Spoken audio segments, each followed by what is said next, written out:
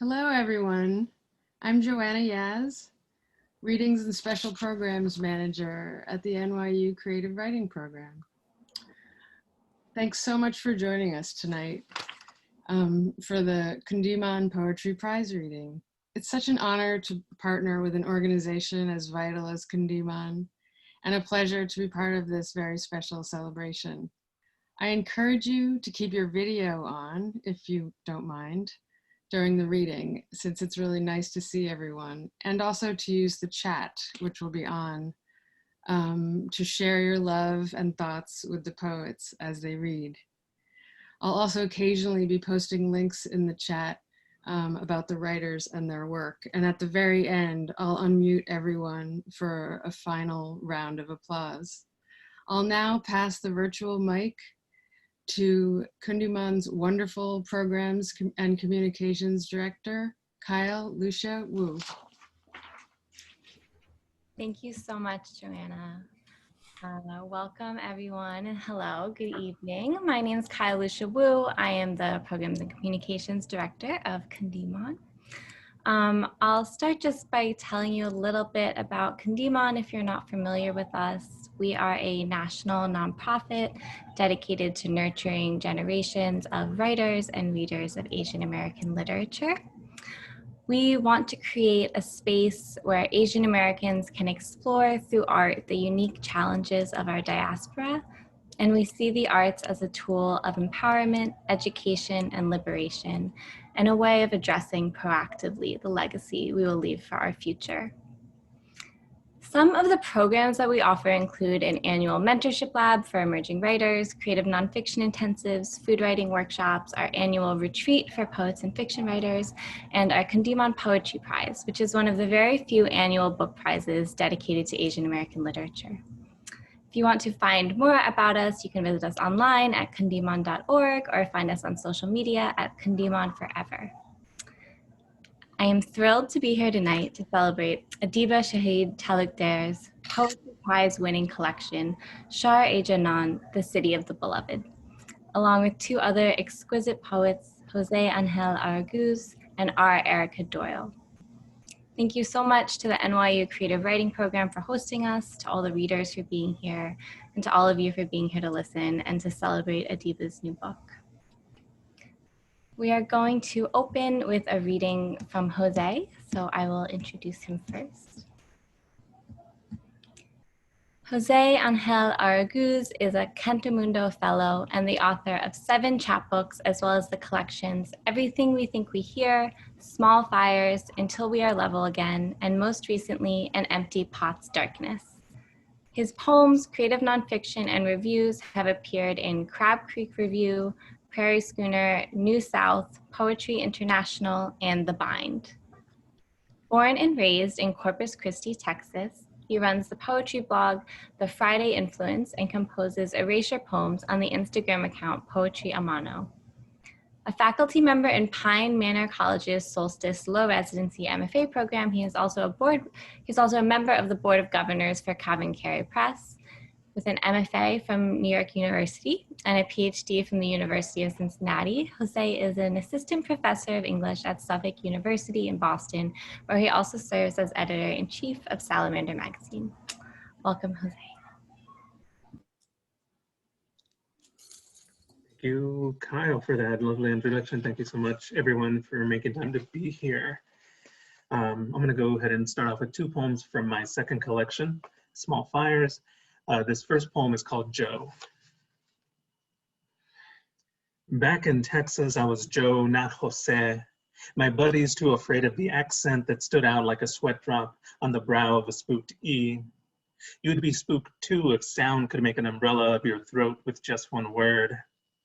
With English, the throat grinds gravel in its shadows. Say Jose and feel the billow and bloom of sound, a scissor snip as the tongue slides, that accent now a curl on a shaggy-haired E, jet black and waiting to drop. My friends were ready to drop classes or pick up teachers by the throat in Spanish class and fill the room with their gasping E, E, E, all to avoid saying words like por qué or José, as in porque José no tiene accent. But that's exactly what I mean. That sound, that Tex-Mex Spanglish, barefoot in the mud sound. It was enough to make me want the sun to drop from the sky. In the dark, my skin would accent nothing.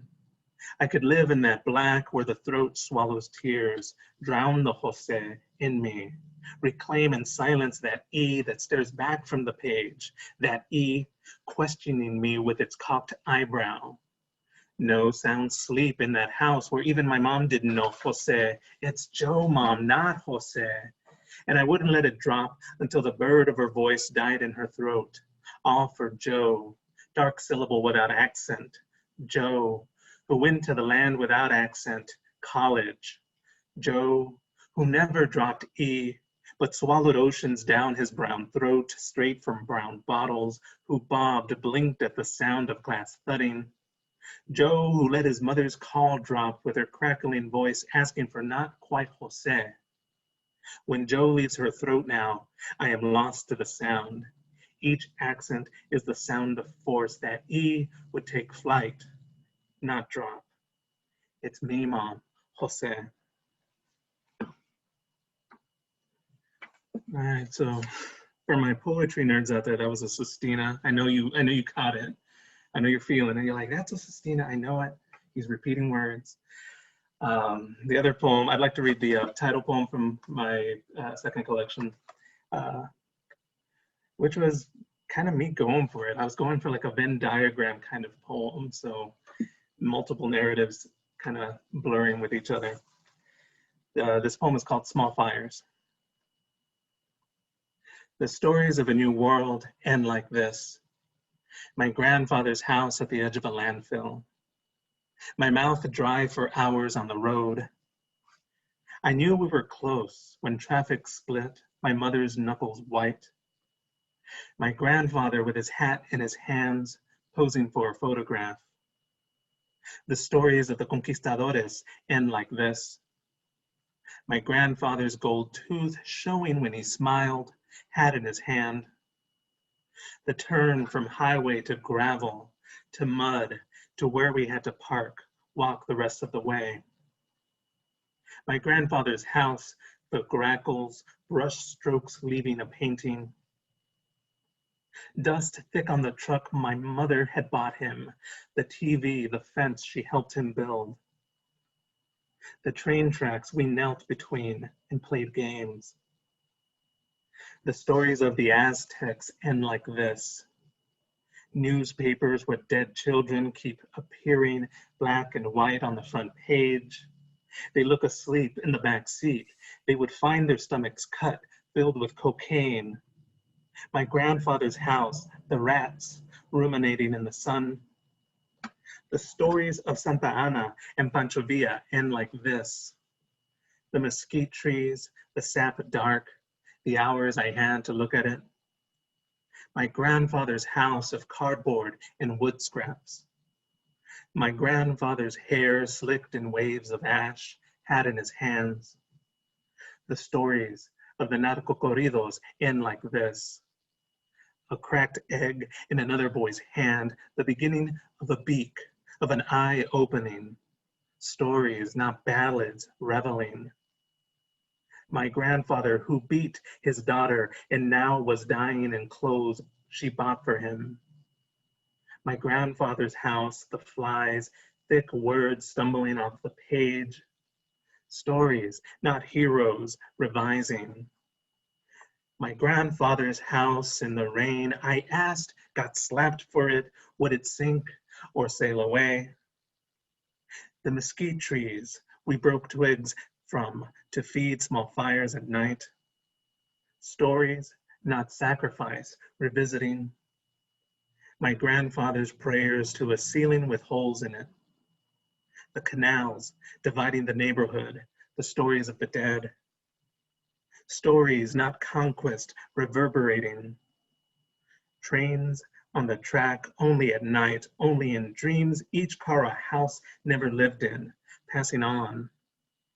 We would talk for hours until our faces and hands and words were covered in ash.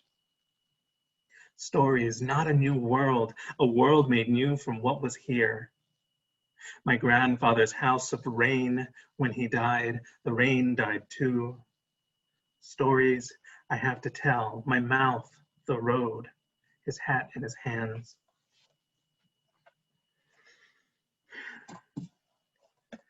All right, y'all, thank you. This next poem that I want to read is from my latest collection, An Empty Pot's Darkness, which is composed of these lyric sequences. Each one of these sequences is made up of poems that are 8 lines long. They each have their own syllabic pattern, which, you know, is important if you notice it. If you don't, that's fine. But yeah, I had these long elegies. I was working on this book, and I felt like I was missing a sequence. And so the book ends on this final sequence called An Empty Pot's Testament, which is me kind of doing a, like the Last Will and Testament vibe from like Francois Villon, the French poet who was like this bandit slash kind of underdog hero during the Black Plague. And also I wanted to do something similar to like what Pablo Neruda does in Canto General, where he ends this great poem about Latin America on a poem where he's like, and today's date is February something, I am Pablo and I'm doing this. It felt like this big public moment, and I was like, you know what, this book is all about death and mortality. And so I feel like I needed to insert myself in here somehow. So anyway, the sequence is called An Empty Pot's Testament, and the empty pot is me, is what the big spoiler alert there of the book. So now you know. I was born in the 8th month of 1982, a year with an 8 not in the quite middle. Already things were uneven by being even. 4 numbers means no middle, means if cut in half my birth year would be empty space, absence, really nothing here. Now that I have erased myself, I can begin. Memories of Matamoros merge with those of Corpus Christi, each stretch of 4 syllables vital to my life, to explaining where I come from. 8 syllables hanging on air when I speak them, nothing matters. The nothing I am in language, this my roots and origins, lost any exactness of the word José. It means another man, my father, another presence signified in another city and life, where he lived so far from where I live now, yet here, my father now. I hear my mother clearer in my memories of when we shared rooms from leopard to navigation, to garage apartments, to where she still lives now on Ramsey Street. Our voices traveled, argued, wore the other down until one left. In stanzas now, echoes sounding. In Italian, la stanza means room. In Spanish, it's cuarto. Move 1 letter over, you have 4. Cuarto, cuatro. Like a heartbeat, the R takes turns being part of a place, then concept. What I mean is the rooms I sat silent in when young, pen in hand. What's held there? Around the lion starves the young, around a fever starves the heart. Around my 20s, lions paced, my heart starved, the young man I was. It felt fever my heart favored, it felt lion's teeth grazed my breath passed where no food paced, young lion pacing where no cage was. When I was wasting away, hands were moving to fill in the space with words. That I couldn't talk then, but then talk now. Lungs like pockets I keep rummaging through, holding up a turn of phrase. Just try me. Hear it give over to, just tie me. Float away to, just dying. In my 30s, I am just joking until I'm not. After my death, my favorite clothes will grow cold like a room everyone cleared out of. My favorite words will grow careless, push past others on their way out. My fondness for counting out each syllable will be left behind. To grasp, I leave behind sunlight. To sunlight, I leave behind rain. To rain, I leave behind your name. To your name, I leave behind peace. To peace, I leave behind my scars. To scars, I leave behind healing. To healing, I leave behind wounds. To wounds, I leave behind pulsing. When I felt my pulsing leave me in the emergency room, when I bled out and was nothing but the pain of each breath and the fear in between, when Cincinnati seemed the last city I would write in, my wife found herself praying, found words to break the silence I caused. I have wanted here to say something of my living, which is dying, which is a shoelace's tightness in each step, which is moving on, which is a metaphor, which is what one finds in writing, which is what I do when not living how others see fit, which is the end.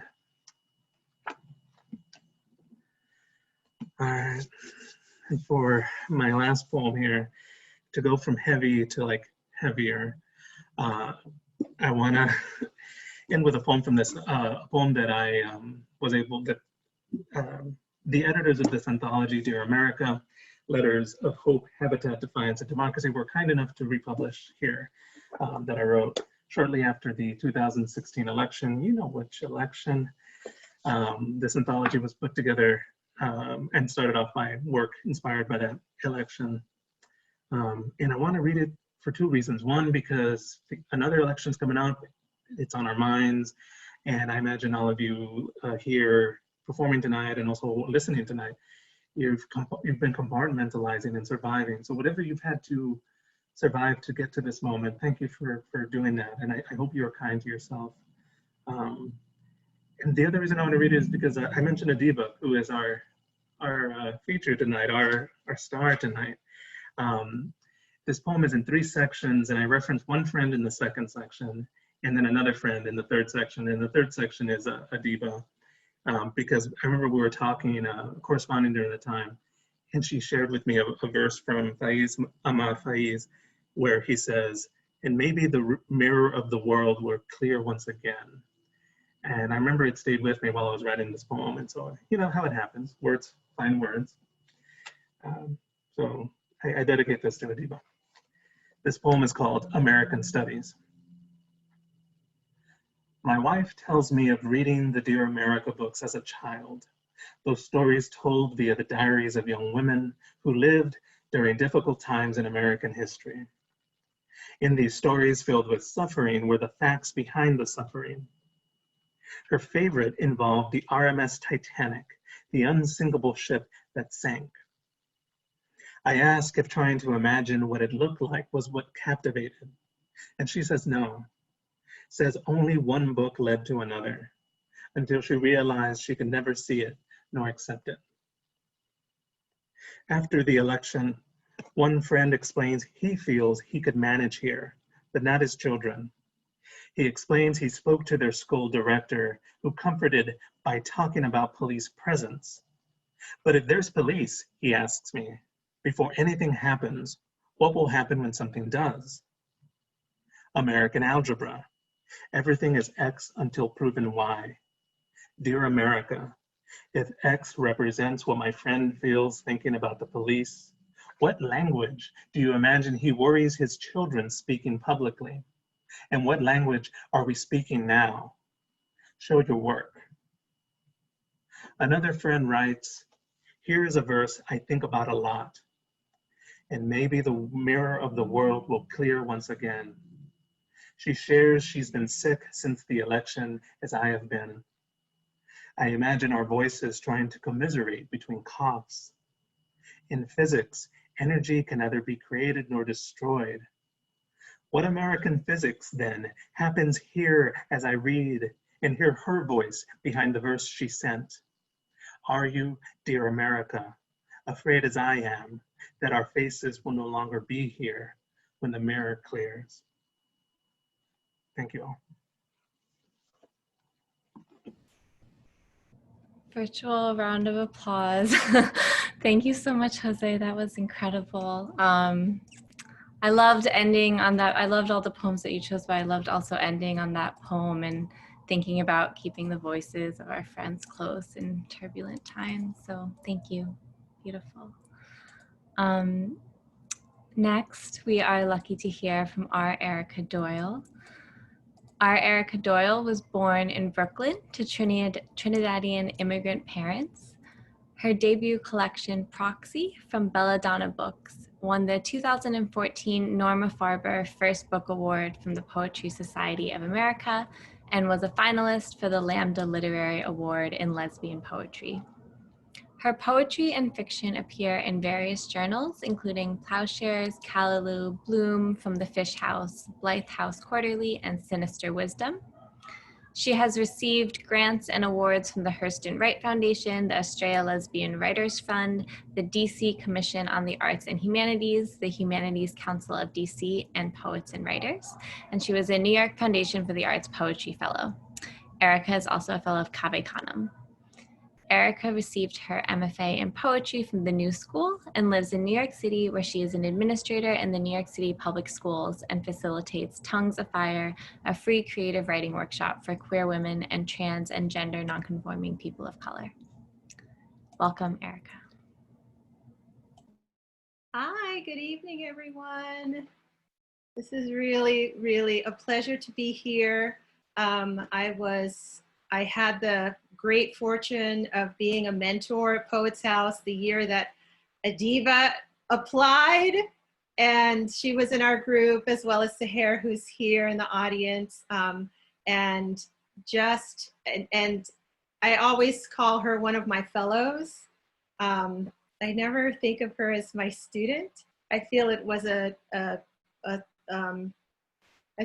a space where we learned from each other, and there was so much to learn from Adeeba's command of language, her very, very thoughtful and long and deep knowledge of all kinds of poetry. She's a very wide-ranging, amazing reader, and she would sing to us, which is the best thing ever. So I'm kind of hoping it happens tonight, but usually she can't resist. So that's really awesome. So I'm so happy to be here and to celebrate her beautiful, beautiful book, and to be here with so many friends, including Rajiv here, who is one of my diaspora pals, and they're going to be doing something interesting. So Adeeba, hopefully you'll mention that when you read.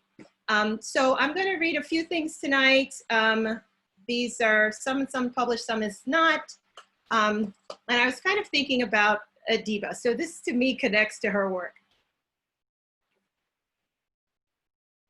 The first poem I'm going to read is quite short. It's just the quote from the Tao: "There is no greater disaster than to underestimate your enemy. Inside the eye is a breast. Inside the breast is a numb. Inside the numb is a box. Inside the box is a nothing. Inside the nothing is a face. Inside the face is a meme. Inside the meme is a fallen. Inside the fallen is a war. Inside the war is a girl. Inside the girl is a war. Inside the war is a girl. Inside the girl is a war."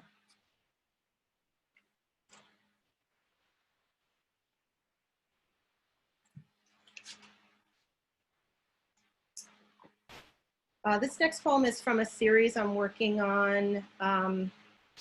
And in it, I'm sort of, one of the things I like to think about is, what are all our different heritage languages? So those of us, we were just talking about where Kundiman comes from, and Adeeba is fluent in, 17 languages, and just thinking about how we are accessing different kinds of knowledge through all the different languages that we have and speak. And so this poem includes one of my heritage languages, which is Trinidadian French Creole, what we call patois. And its title is Côté Lié, which means where is she? And it ends with a proverb. So my grandmother's family was full of 1,000 trillion proverbs. And one of the proverbs is Pabwe afweshi pour la fièvre d'autre. Don't drink the bush tea, which is our medicinal tea. Don't drink the medicinal tea that's intended to heal someone else. You need to find your own medicine, right? So this is, where is she? Hotelier. Long ago, I met a beautiful boy. Together, we slept in my mother's womb. Now the street of our fathers rises to meet him. Everything black is forbidden in Eden. In my arms, my brother sleeps, teeth pearls. I give away the night so he can have this slumber. I give away the man who made me white. I give away the man who freed my mother. I pry apart my skull, my scalp unfurls. I nestle him gray inside my brain. My brother sleeps and dreams of jeans. Mauve lips fast against spine, he breathes. The sky bends into my eyes as they search for his skin. Helicopter blades invade our peace. Where is that black? Where is it? Where? Blades slice wine, pound the cupulas. I slide him down and out the small of my vertebra. He scurries down the bone and to the ocean, navigates home in a boat carved of gommier. When he reaches our island, everyone is relieved, though they have not forgotten me, Belse. Where is your sister, eh? Where? Kote Belse ye. Kote liye. Kote liye. To the sand, to the stars on the sea. Kote liye. Kote liye. To the one-celled egun, to the torpid moon. Kote liye. Kote liye. There, Kote liye drapes across a baton, glows electric in shine of taser, pumped dry with glass bottle. There, vagina gape into the night, neck dangled taut with plastic bags and poorly knotted ropes. There, Kote liye Belse, Kote. I burn. My skin shines blacker, lacquer, no moise flambeau. Ashes tremble in the moonlight. Sans humanité. My smoking bones fume the future. Pabwe afreshi pour la fièvre d'autre moon.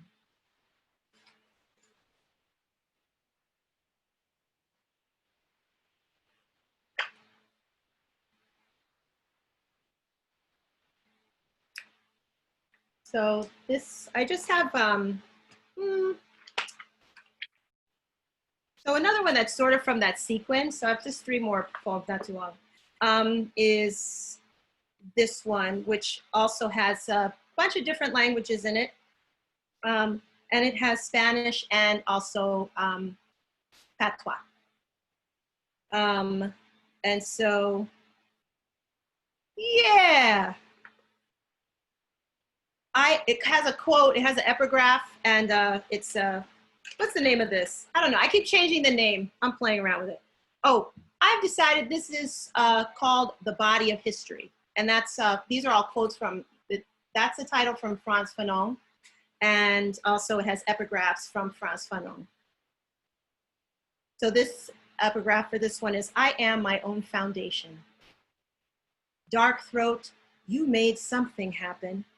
Gully, maybe. Gullah, praise be. Mantilla maiden down on her knees. Iron her skirts. Get thee behind her and zip up her back. Me dijeron que me llamaban desde el pozo. Voces nocturnas pajariles. Cocodrilos granadinos rococó y sensibles. Odio lo que ardo. Harta en my sweater. Odio lo que amo. Tecato en stiletto. Wenkamon sheu dudu, wenkamon sheu maché, jamo in staccato, la plica vini, viniga de fiji noajla, wenkamon je timoun, anupa gade de ye, ya nada fue así. Labios ladrando, legacy light handled, I've broken my teeth against this language of yours. My tongue bleeds nouns at night in a fricative wind.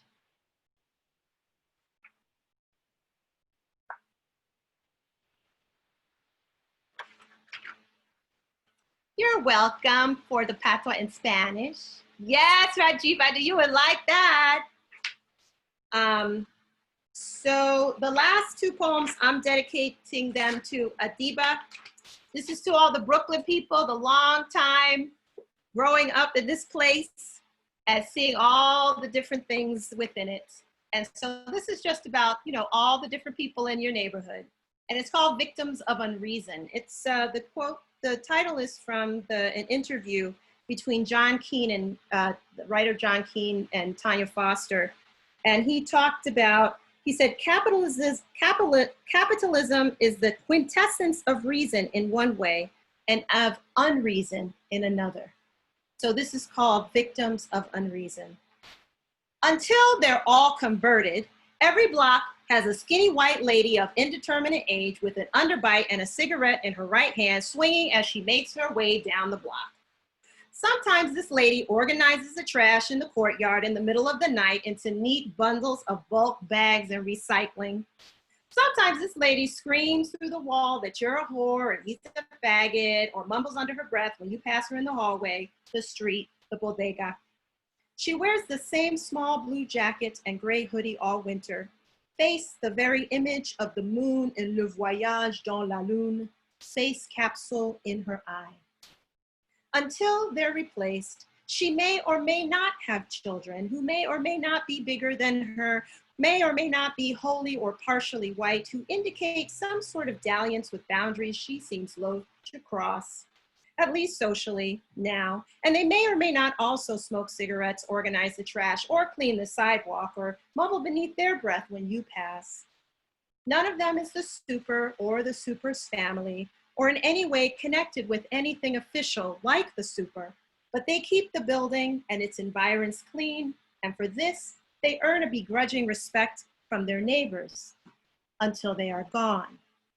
Until the buildings are all filled with white people who have money to spend at cafes and wine bars, and for a little while thereafter, there is on every block a black man dressed for all seasons in a camel hair coat, hat with ear flaps and tattered leather gloves, who paces the streets speaking to no one in particular in a language no one in the neighborhood understands, not Urdu, Arabic, Spanish, Nahuatl, or English.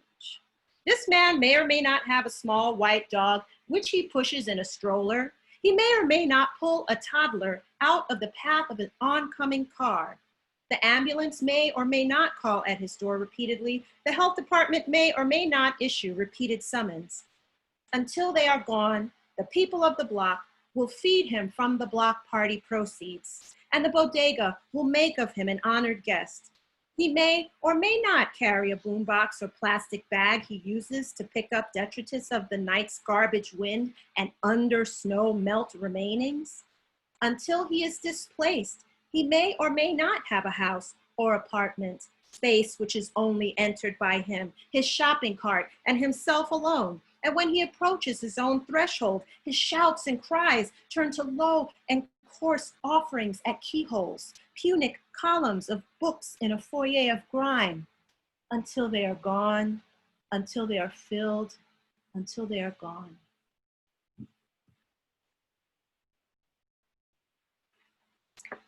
And this last poem is also from the body of history. And this one starts, The Density of History. Again, another quote by Frantz Fanon. I'm an American. I like to be happy. I don't want to feel bad. I want to feel good, like everything is all right, even when it's clearly not. I'm so lucky. I'm an American, and so I'm lucky too. Anytime I want to, I can find something to make me happy. Something cheap, something pretty easy. I can surround myself with people convinced that everything is great. Unfortunately, I was raised by non-Americans, people who were constantly challenging my attempts to construct this happy. That's what's wrong with you kids, my father used to say. You're too happy. Happy meaning not that we were not suffering, for he made us suffer, but that we were American, so succulently part of that happy American culture where we watched Andy Griffith until we felt nothing but candy canes. Thank you. Thank you so much, Erica. That was so transporting and beautiful. And I loved hearing about you and Adeeba's relationship. So thank you for sharing. Next up, we have our star of the evening. And before we move on to Adeeba's reading, I just want to say a bit about her beautiful book. I thought that I would quote from Tupelo Press's editor-in-chief after she chose Adeeba's book to win our poetry prize. So that was Christina Marie Darling, and she said, "The language is simple and understated, and the voice is undoubtedly consistent, yet this collection creates such a dynamic narrative arc as it unfolds. I couldn't put the book down, and as I read, I was compelled not only by the careful orchestration of story, but also the ways beauty and urgency, lyricism and violence are brought into conversation. In her subtle yet commanding debut, Adeeba Shahid Talukder's poems become a ledger of transformation. This is a first book you will not soon forget." I am so happy to be here to celebrate Adeeba's achievement, and I would love to remind you all that you can purchase her book now on bookshop.org or on Tupelo Press, and to help support her gorgeous debut, which obviously was birthed during a pandemic. And I know that that's not ideal for anyone. And Adeeba, I hope you can feel the support and the pride and the joy that we all feel in helping you launch your book. And I'm very thrilled to introduce Adeeba to you all and to get to hear some of her work. Adeeba Shahid Talukder is a Pakistani American poet, singer, and translator of Urdu and Persian poetry. She is the author of What Is Not Beautiful from Glass Poetry Press in 2018, and her debut collection, Shahr-e-jaanaan, The City of the Beloved, is a winner of the Kundiman Poetry Prize. Her poetry has appeared in Poem a Day, Gulf Coast, Meridian, and The Margins, and her translations in PBS Frontline and Words Without Borders.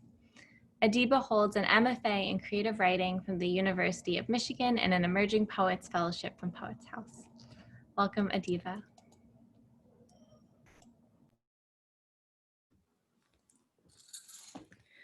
Thank you so much, Kyle and Joanna. Before I start, I want to thank Erica for saying all of that, and I'm just very thankful to both Erica and José for reading with me, because both have been mentors to me at important times of my life, especially José, who was actually my creative writing professor at NYU. And so not only was his guidance formative for me at a time when I barely wrote, but he actually really helped me with this manuscript a lot. Like it was a lot of like back and forth sending. So yeah, I'm gonna read some poems from Shahr-e-jaanaan, The City of the Beloved, and I'm also gonna be reading some poems that are newer. So.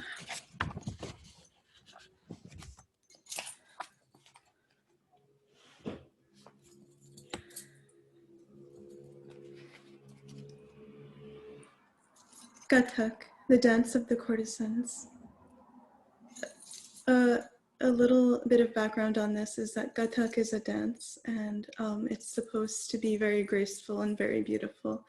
And it was also performed a lot by the courtesans in the Mughal era in India. Kathak, the dance of the courtesans. 1. In the mirror, tilt your chin higher. At the end of each chakkar, return to your own eyes. Your breath, a spool of thread, thin, sharp, unravels. Pull it back in. Shackle yourself until your ankles are gold. Hold your wrists delicate beneath your jewels. Now dance, the city awaits you. 2. Goddess, beloved, flame, they say, all beauty converges in you. Men gather at saints' tombs, but rush to your doorstep with greater madness. Let them gaze at you until you begin to tremble. Allow yourself to be slighted. You, fragile as glass, will learn. You were made to break. 3. In the final scene of the 1972 Hindi film Pakiza, Meena Kumari's love is getting married to someone else, and she is performing at the wedding. She shatters a lamp, then dances upon its shards, leaving crimson footprints all over the white sheets.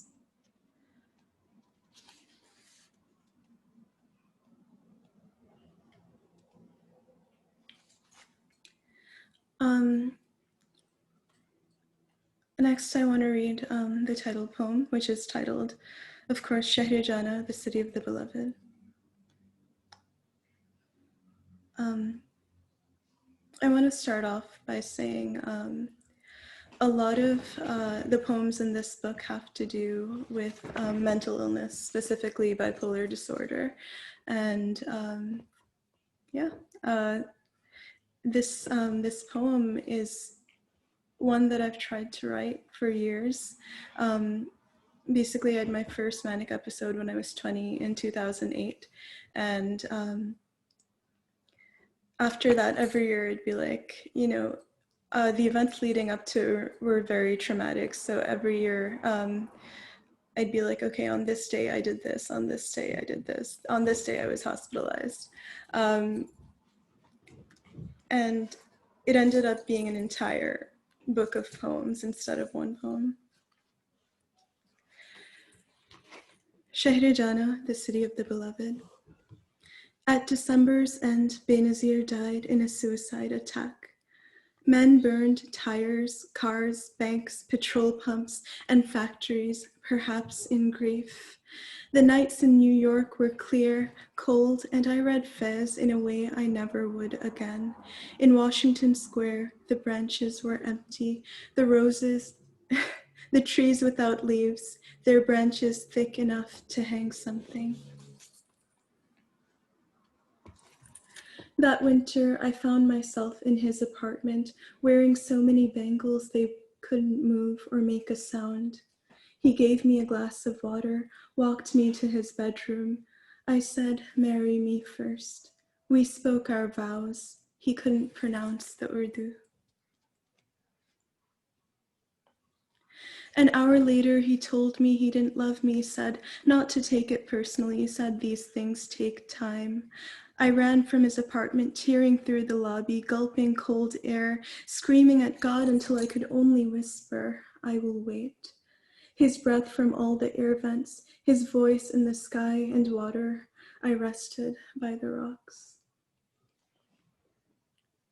Shahid witnessed me sitting alone there in barely a shawl. He measured the soil, then spoke.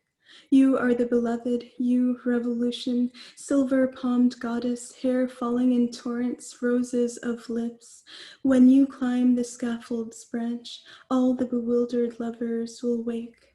Search, search the half-lit lanes."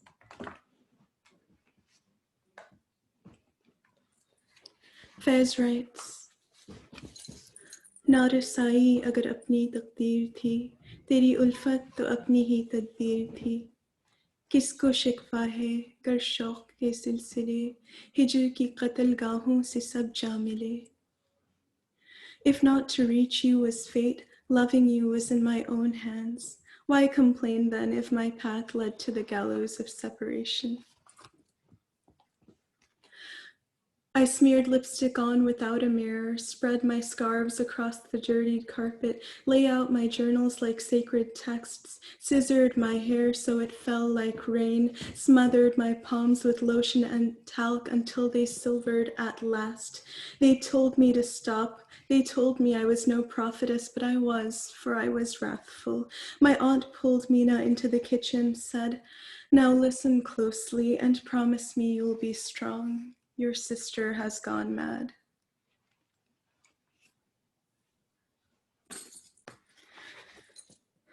In the ward, I tore newspapers, shredded rose petals. Again and again, I pulled the white sheets over my head and waited for him. I sang for 3 hours, love songs, Faiz and Ghalib. Mujhe kya bura tha marna agar ek baar hota. Dying wouldn't be so bad if I only had to do it once. I held out my wrist to the security guard, begged him to arrest me. The next morning, I took attendance, read the headlines out to the other patients. Ammi came in the evening with a blanket and chocolates, touched my hair, whispered prayers to undo the knots. She held my hand, but I only wanted his. Ghalib writes, तेरे वादे पर जिए हम तो ये जान छूट जाना कि खुशी से मर न जाते अगर एतबार होता. Though I lived on your promise, I didn't think it was real, or else wouldn't I have died of happiness? A new patient. The others formed a circle around her. She spoke as if in a trance. I am the American dream. I am the American dream. An old lady who always asked everyone for quarters giggled. A phone call, my father's voice. My daughter, you have buried our heads in the dust.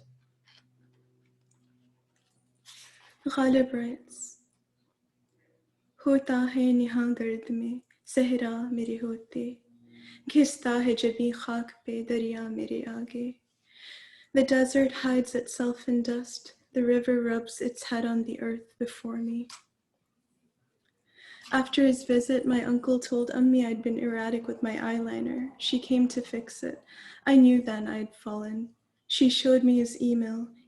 It really isn't my fault, you see, if your daughter insisted on coming to my apartment on the 4th date.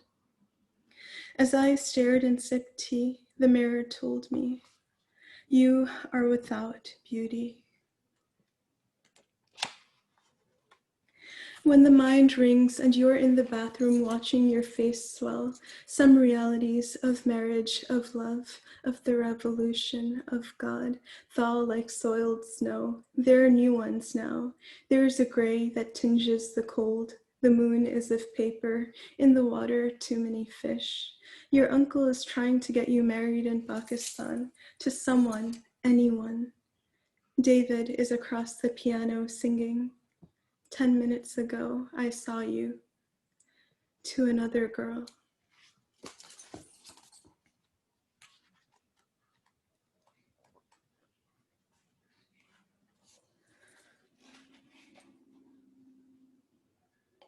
So we were talking about elections, and this is one I wrote in 2018, before the midterm elections. I think I wrote it the day before.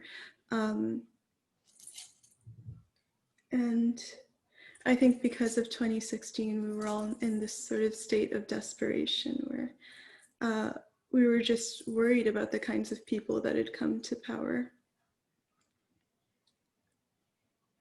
And it's titled Mirror of the World, so it kind of converses with what Jose read earlier, because it comes from the same verse. Mirror of the World, after Fizz. When the crescent pierces the soft of it, the afternoon bursts, forlorn, despite its light upon light. I ask, whose blade is sharpest? Who holds the sky today and tomorrow? To whom belong the flames at night? Is it your lovers, O beloved, or the executioners? The breeze wakes us from the dark, whispers. If the wounds are blooming, the roses will too. And here are a few new poems.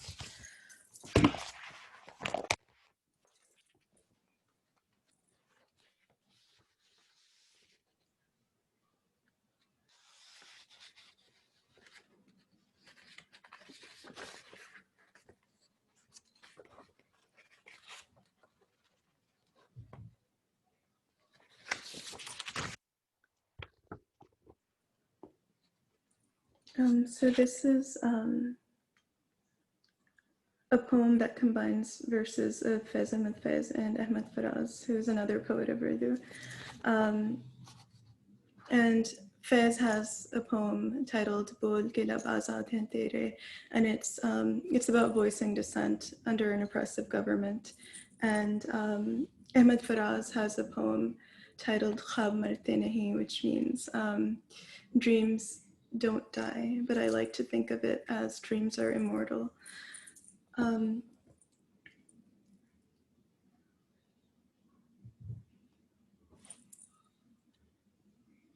I've been thinking a lot about dissent and about visions, so, persevering. In the forge, the beloved of flame, rise, what breathes in you is yours, this chiseled body yours.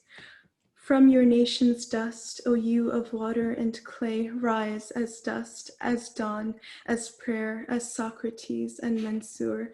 Hemlock, delicate, white as jasmine, scatters as the dandelion, which, breathless, signals spring. A flowering branch upon the Tigris curves with the weight of a man. God's glance, heavy as truth, is witness.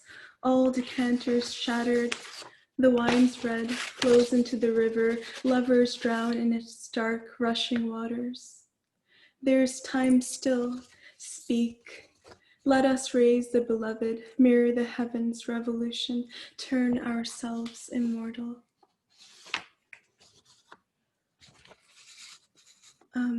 Before I read my last poem, I just want to thank Kyle once again for being so wonderful, for just really putting this all together, and to Joanna and the creative writing program, as well as Kundiman for their constant support.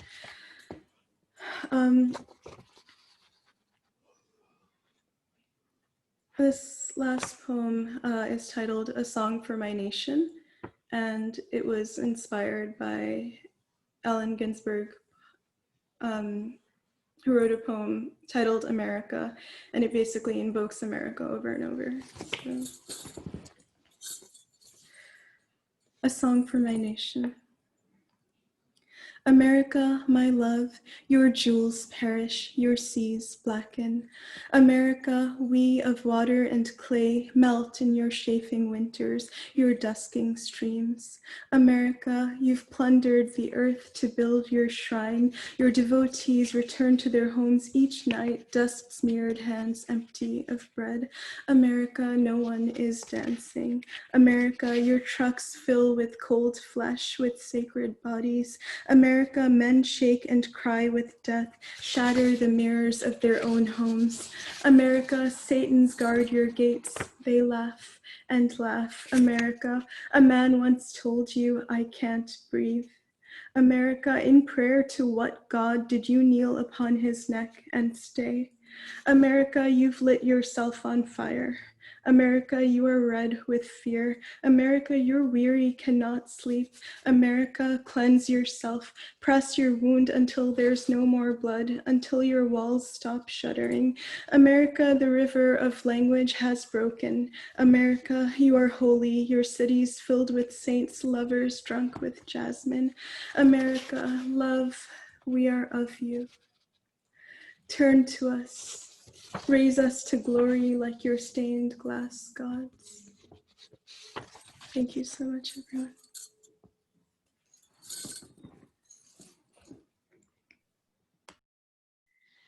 Thank you so much, Adeeba, for proving to all of us that virtual readings can be more powerful sometimes, if not just as powerful as in-person readings. That was incredible. Congratulations again for your beautiful book. I'm putting the link one more time into the chat. I encourage all of you to check it out. And now I'm going to ask all of you to unmute yourselves for a final round of applause for all of our readers, and especially to congratulate Adeeba for this prize, and also to say your final hellos and farewells. Thank you, Adeeba. Very nice. Very nice. Yes.